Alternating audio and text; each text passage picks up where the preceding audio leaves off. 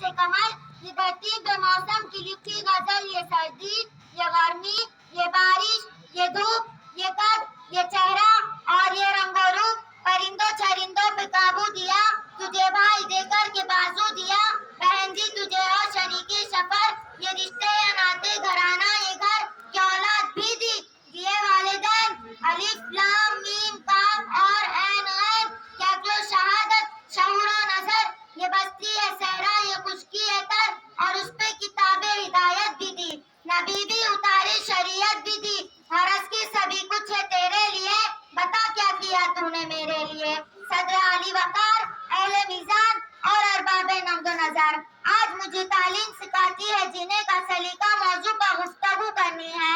آج سے 14 سال قبل ماضی میں جھانک کر دیکھتے کہ دنیا کا قدیم معاشرہ تھا تو انسانوں کا مگر جا بجا غیر مذاہب کے انسان موجود تھے، جہاں قانون تھا مگر جنگل کا، جہاں طاقت ہی عزت کا معیار تھی، جہاں انسان تباہی کے راستے پر چلتا تھا، جہاں لڑکیوں کو زندہ دفنایا جاتا تھا، ایسے میں خداوند عالم کی رحمت جوش میں آئی اور سرکار دو عالم حضور اکرم صلی اللہ علیہ وسلم کا معلم بنا کر بھیجا گیا کہ یہی وہ لوگ تھے، وہی انسان تھے، مگر طرز زندگی تبدیل ہو گیا تھا، رہن سہن تبدیل ہو گیا تھا، جو معاشرہ ظلم و ستم اور پیار محبت کی علامت بن گیا تھا۔ سامعین، دہشت گری کے جنجال میں پھنسی حکومتوں کو تعلیم کی ضرورت ہے، فحاشی کے طوفان میں جکڑی انسانیت کو تعلیم کی ضرورت ہے۔ سامعین باتمین،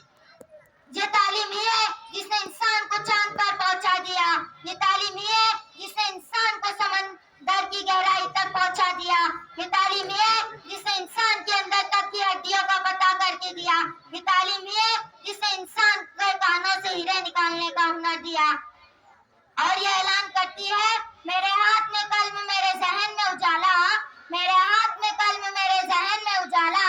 مجھے کیا دبا سکے گا کوئی ظلمتوں کا پالا، مجھے فکر امن تجھے اپنی ذات کا غم، مجھے فکر امن تجھے اپنی ذات کا غم، میں طلوع ہو رہا ہوں تو غروب ہونے والا، کیونکہ تعلیم نے سکھا دیا جینے کا سلیقہ۔